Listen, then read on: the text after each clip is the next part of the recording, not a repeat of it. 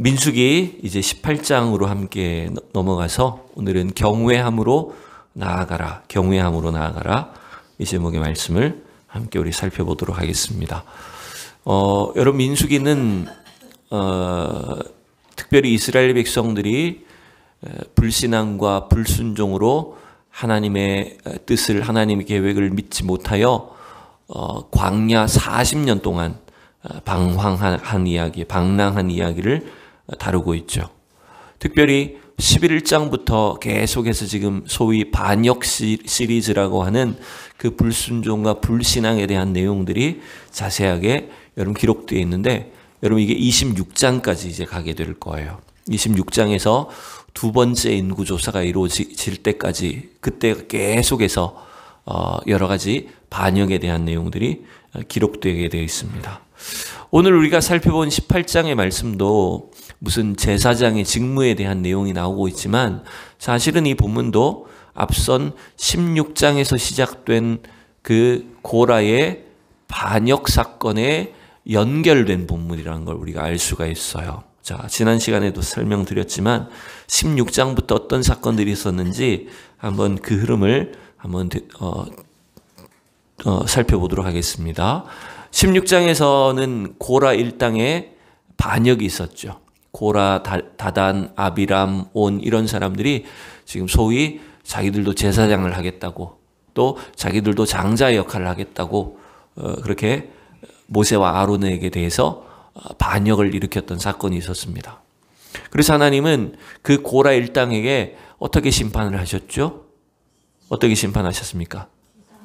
땅이 갈라져서 그들의 모든 집과 또 사람들을 삼키게 하셨죠. 또 그에 가담했던 250명의 지휘관들은 그들이 들고 있던 향로의 불에 타서 죽임을 당했죠. 그래서 지진과 불로 심판을 당했었습니다.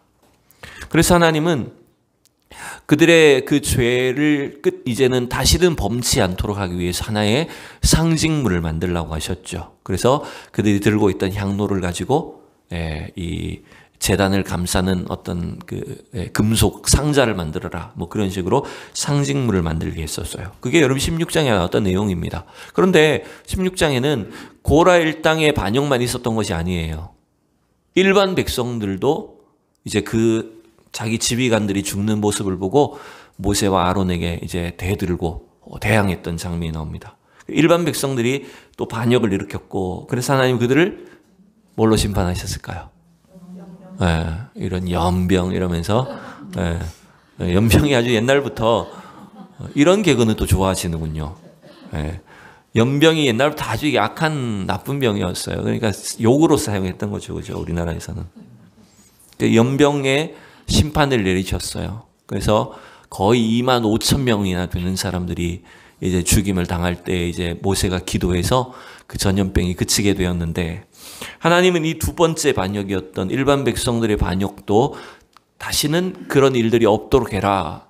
그리고 하나님께서 누구를 택하셨는지 보여주기 위한 하나의 상징물, 상징 사건을 주님이 직접 보여주셨죠. 그게 뭐였을까요?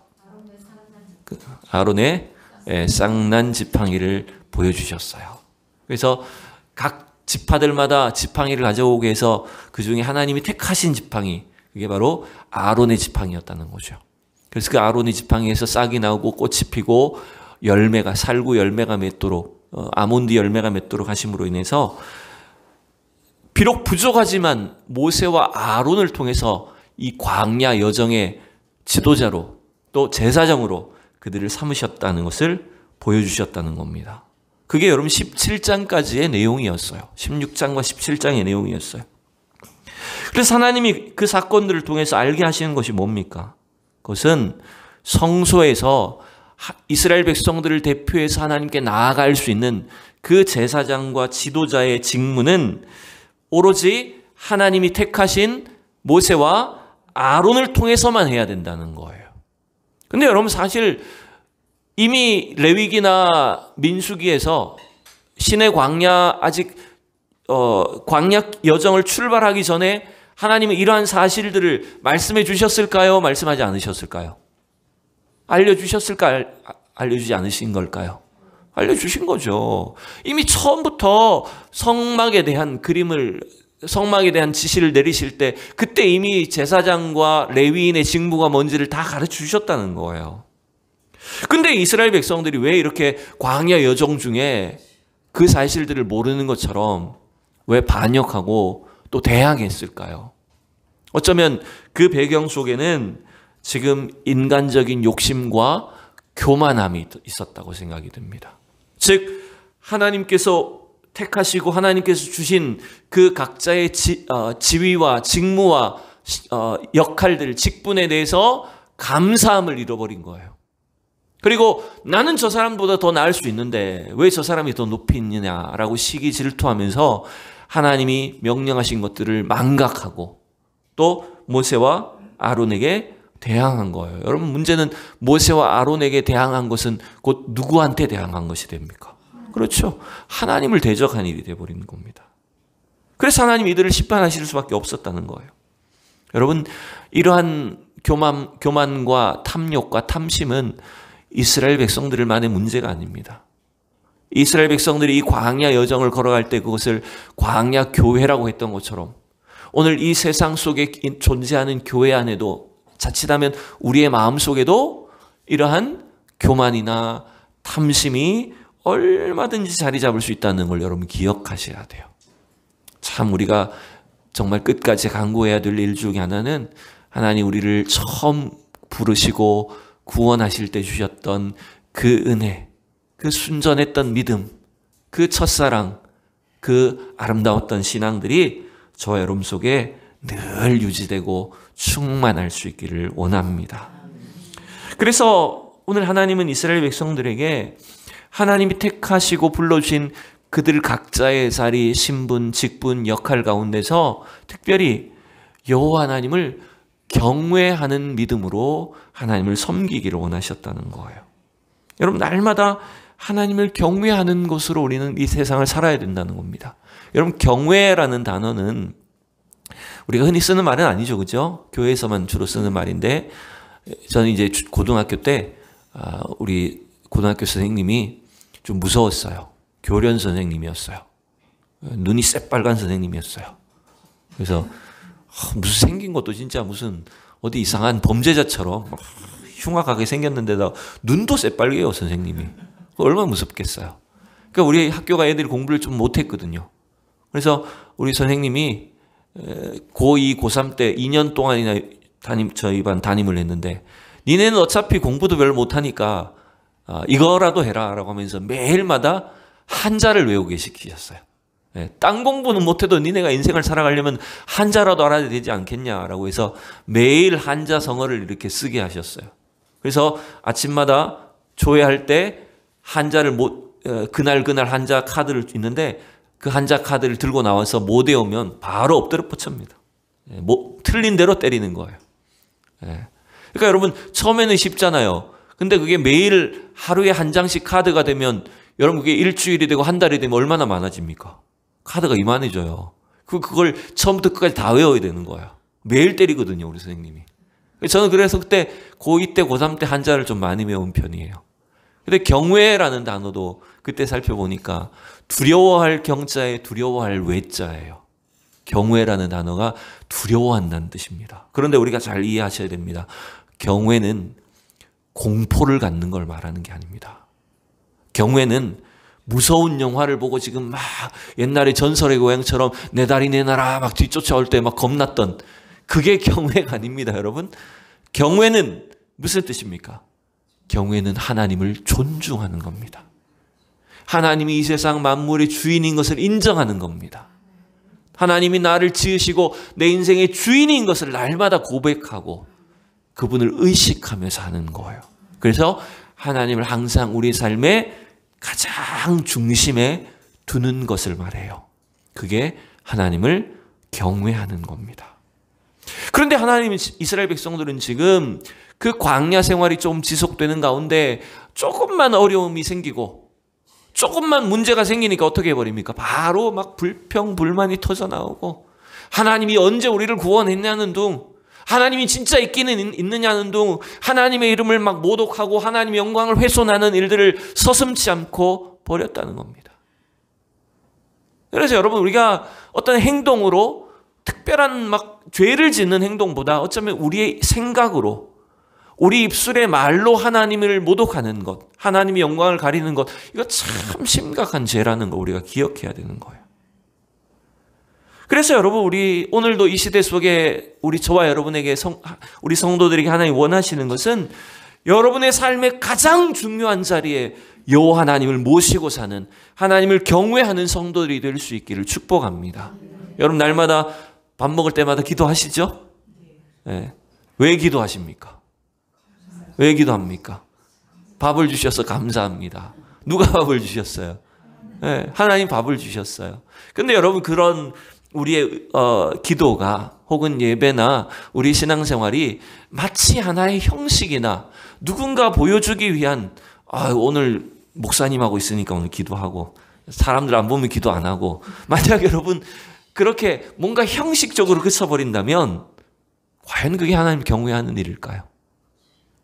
여호와 하나님을 경외하는 것은 어쩌면 이 세상 누가 아무도 나를 보지 않는 그 자리에서, 반대로 하나님을 정말로 인정할 수 없는 그런 인생의 가장 어렵고 힘든 순간에 여러분 하나님의 살아계심을 고백하셔야 되는 거예요. 그게 하나님을 경외하는 사람들의 삶인 겁니다. 그래서 우리가 먹고 마시고 일하고 돈 벌고 그 돈을 사용하고 이 세상 믿지 않는 사람들과 어울려 살아가는 그 모든 삶의 자리에서도 항상 하나님의 살아계심을 인정하셔야 되는 거예요. 그게 하나님을 경외하는 삶인 겁니다. 그때 하나님 우리의 믿음을 참 기뻐하실 거예요. 우리 성도들의 그 신앙의 고백과 믿음을 보시고 참 하나님이 기뻐 받으시며 내가 너와 함께 하겠다라고 날마다 우리와 동행해 주실 줄로 믿습니다. 자, 그런데 이스라엘 백성들은 그렇게 반복되는 반역과 불순종과 불신앙으로 인해서 하나님의 진노와 심판을 당한 후에야 이제 겁을 먹기 시작하는 것처럼 보입니다. 자, 오늘 본문은 이제 사실 17장 12절 13절에서 이어지는 본문이에요. 그래서 앞에 본문을 좀 살펴볼 필요가 있습니다. 자, 17장의 내용이 아론의 쌍난 지팡이의 내용이에요. 근데 하나님께서 그렇게 16장에서 반역에 대한 진노와 심판을 행하신 후에 아론의 지팡이를 통해서 하나님이 택하신 자가 누구인지를 보여주셨는데, 그 하나님의 임재 영광 앞에 두려워하긴 하는데 이 두려움이 어떤 것인지 한번 살펴봅시다. 12절 13절 다 같이 읽어봅시다. 시작. 이스라엘 자손이 모세에게 말하여 이르되 보소서 우리가 죽게 되었나이다. 망하게 되었나이다. 다 망하게 되었나이다. 가까이 나아가는 자 곧 여호와의 성막에 가까이 나아가는 자마다 다 죽사오니 우리가 다 망하여야 하리까. 자, 17장을 마무리하는 오늘 이 두 구절을 보니까 하나님께서 아론을 통해서 아론의 지팡이에 싹이 나고 꽃이 피고 열매가 맺히는 엄청난 기적을 보여주셨는데, 오히려 그 기적 앞에 백성들의 반응은 뭐였어요? 우리는 망하게 되었다. 우리는 다 죽게 되었다. 공포에 빠집니다. 여러분, 물론 우리가 왜 이사야서에서 보면 이사야가 성전에 임한 하나님의 그 영광을 경험하고 나서 어떻게 고백합니까? 나는 화로다. 나는 망하게 되었도다. 죽게 되었도다. 이러면서 하나님의 그 임재 앞에 두려움에 빠지죠. 그러나 그 이사야의 두려움은 하나님의 임재로 인해서 초라하고 죄인된 자신을 고백할 수밖에 없는 그런 영적인 두려움, 경외감이었어요. 근데 지금 이스라엘 백성들은 그와 모습은 다르다고 할지라도 성전을 통해서 나타난 하나님의 임재와 영광을 체험했는데 이들도 두려움에 빠집니다. 근데 이 두려움은 경외하고는 좀 멀어 보여요. 여러분, 우리가 잘 이것들을 좀 분별할 필요가 있을 것 같습니다. 두려움인지 참된 경외인지를 우리가 잘 분별할 필요가 있다는 거죠. 여러분 한번 생각해 봅시다. 하나님은 우리 성도들이 이 땅을 살고 신앙생활 하는데 하나님이 막 무서워서 살기를 원하실까요? 네? 저는 어릴 때 우리 아버지가 너무 무서웠어요. 이제 우리 설교 보고 있을 텐데 죄송해요. 아버지 좀 무서웠어요. 네, 이렇게 말하면 저 아버지가 더 싫어하실지 모르겠는데 솔직히 조금 저는 막내 때 어릴 때 조금 무서웠어요. 근데 여러분 생각해 보세요. 입장을 바꿔서 생각해 봅시다. 제 아들이 나를 항상 무서워서 아버지만 보면 아버지 소리만 들리면 무서워서 피하는 아들이라면 아버지가 슬플까요? 기쁠까요? 좋아할까요? 아유 내가 이렇게 위험이 있구나. 내가 집안에서 그래도 그런 아버지가 어디 있습니까? 그죠? 그러니까 이건 아들의 착각인 거예요. 하나님 우리가 성도들이 이 땅을 사는데 하나님은 막 무서워서 두려운 존재라서 주일날 한번 빼먹으면 하나님이 나에게 번개를 내리실까 봐 겁나서 예배드리는 이런 사람 되기를 원하실까요? 절대 그렇지 않습니다. 우리가 하나님을 경외해야 되지만 그런 무서움 때문에 하나님을 믿기를 원치는 않으십니다. 하나님은 우리 성도들이 진정으로 우리의 아버지가 되시는 나의 주인 되시고 나를 도와주시는 하나님을 사랑하기를 원하십니다. 너무나 하나님을 사랑하는 마음으로 주님 앞에 나아오기를 원하시는 거예요. 온전한 경외함으로 하나님을 섬기는 자들이 되기를 원하신다는 거예요. 지금 이스라엘 백성들의 모습을 보십시오. 비슷해 보이지만 이들의 두려움은 경외가 아니었어요.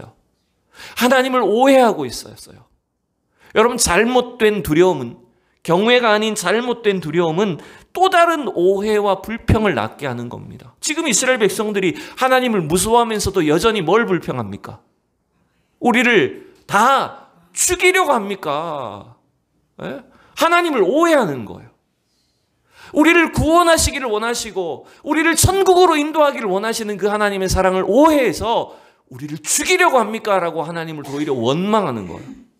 여러분 잘못된 이 두려움은 경외가 아닌 잘못된 두려움은 또 다른 불평과 원망으로 또 죄로 빠지게 한다는 걸 여러분 이해할 수가 있는 겁니다. 그래서 오늘 18장은 사실 선언이 좀 길었네요. 그죠? 그래서 오늘 18장은 이렇게 여전히 잘못된 공포심에 사로잡혀 있는 이스라엘 백성들에게 온전한 경외로 하나님을 섬기도록 이 말씀을 주신 거예요. 자, 오늘 본문을 이제 한번 봅시다. 1절에서 5절을 읽고 오늘 18장의 앞부분을 좀 간략하게 정리할게요. 자, 시작. 여호와께서 아론에게 이르시되 너와 내 아들들과 내 조상의 가문은 성소에 대한 죄를 함께 담당할 것이요 너와 내 아들들은 너희의 제사장 직분에 대한 죄를 함께 담당할 것이니라.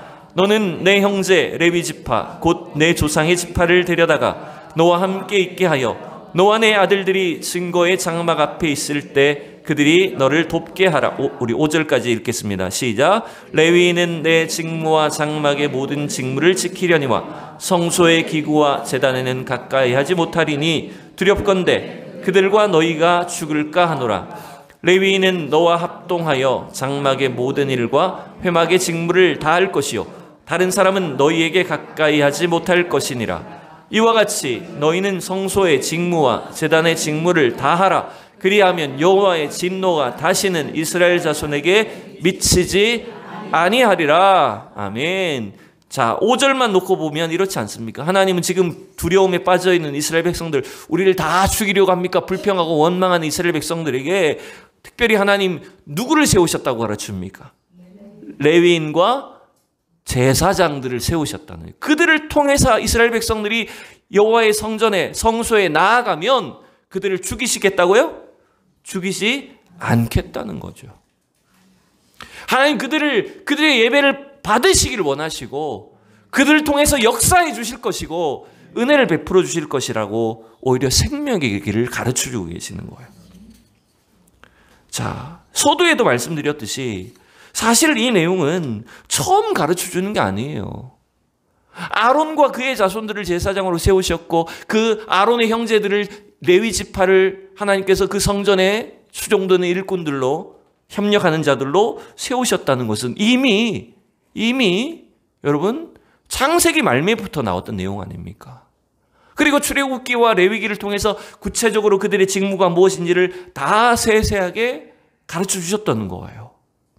근데 왜 이들이 이걸 지금 깨닫지 못하고 있을까요? 그 원인은 바로 16장에 나왔던 겁니다. 교만해졌던 거예요. 자기도 제사장을 하겠다고 탐심을 가졌던 거예요. 그래서 하나님은 18장, 오늘 본문 18장에서 제사장과 레위 지파의 직무를 설명하면서 다시 한번 이들을 구별하여 주신 특별한 이유, 또 그들에게 주신 사명이 뭔지를 가르쳐 주셨다는 거예요. 여러분, 여기는 두 가지 의미가 들어있는 것 같아요. 첫 번째는 이겁니다. 아론의 제사장, 아론의 아들들, 이 제사장은 특별히 오늘 그냥 빨리 읽고 넘어갔지만 나중에 다시 보세요. 1절, 2절을 통해서 보면 이 아론의 아들들인 제사장은 제사장 직분에 대한 죄를 담당하는 책임이 있다고 하셨어요. 그리고 제사장을 포함한 레위 지파 전체는 성소에 대한 죄를 감당해야 된다는 거예요. 여러분, 이 말은 뭡니까? 성소에 관련된 모든 책임을 제사장과 레위 지파가 담당해야 된다라고 한다면 여러분, 사실은 이 직무 자체가 하나님을 경외함으로 하는 일이 돼야 된다는 거예요. 네. 여러분, 이건 남들보다 뭔가 더 특권의식을 가지고 있거나 더 훨씬 더 높은 지위와 권리를 가진 것이 아니라 오히려 죽을 위험이 많은 거예요, 적은 거예요? 많은 거예요. 이 당시 입장에서 보면 함부로 성전에 나아가거나 함부로 성전의 물건에 손을 대거나 하나님께서 명령하시지 않은 다른 방법으로 일을 수행한다면 하나님께서 누구를 죽이시겠다고요? 그렇죠. 제사장과 레위인을 먼저 죽이시겠다는 거예요. 그러니 여러분이 이 일은 자기들이 죽을 위험이 훨씬 더 높은 일을 하고 있다는 겁니다. 여러분, 그게 여호와를 경외해야 되는 이유예요. 이 세대를 살고 있는 우리 성도들이 사실은 세상 사람들보다 목사와 장로와 권사로 집사로 직분을 맡았어요. 그 말은 우리가 누구보다도 더 먼저 가까이 하나님을 섬기는 자들이란 뜻 아닙니까? 그 말은 하나님이 내리시는 그 진노와 심판이 사실은 누구에게 더 먼저 있을까요? 그렇죠. 우리가 죄를 지을 때, 우리가 잘못할 때 우리가 훨씬 더 위험한 사람들인 거예요. 그 무서운 책임을 짊어지고 있다는 걸 가르쳐 주는 것 아닙니까? 그러니 여러분, 일반 백성들에게 이 말씀하신 이유는 결국 이겁니다.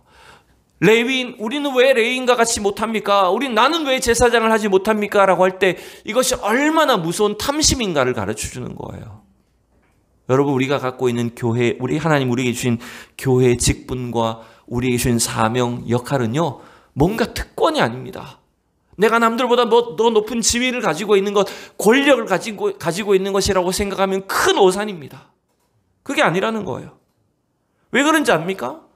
우리가 능력이 있고 우리가 뭔가 탁월해서 우리의 의가 좋아서 하나님 우리를 택하신 것이 아니라는 겁니다. 여러분, 아론의 자손을 택하신 이유가 뭐죠? 모세와 아론을 특별히 하나님께서 지도자로 제사장으로 택하신 이유가 있다면 뭘까요? 그들이 뭘 잘했습니까? 무슨 착한 일을 했습니까? 무슨 대단한 권력을 누릴 만한 과거의 일들을 했을까요? 아무것도 없어요. 정답은 뭘까요? 오로지 하나님의 은혜입니다, 여러분. 하나님의 은혜로 그들을 택하여 주신 거예요. 자, 그 대답을 어떻게 알 수 있냐면 오늘 6절, 7절에 보면 참 놀라운 표현이 나와요. 자, 마지막으로 6절, 7절 읽어봅시다. 시작. 보라, 내가 이스라엘 자손 중에서 너희의 형제 레위인을 택하여 내게 돌리고 너희에게 선물로 주어 회막의 일을 하게 하였나니. 7절.